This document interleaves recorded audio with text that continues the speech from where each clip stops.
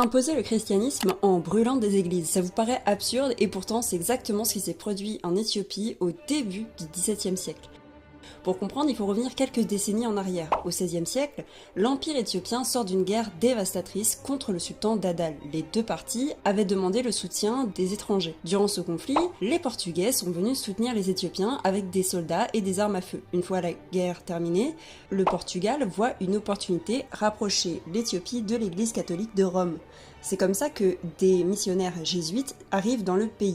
Les jésuites, pour ceux qui ne savent pas, c'est des religieux catholiques dont la mission est d'évangéliser et de défendre les intérêts de l'Église.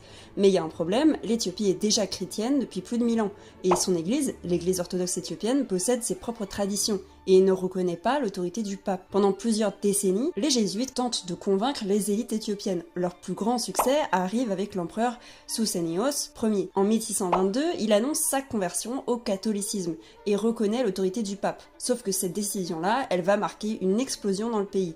Les nouvelles autorités catholiques condamnent certaines pratiques orthodoxes, ferment des lieux de culte et imposent les rites romains, c'est-à-dire que les gens doivent arrêter de prier en ge'ez et prier en latin.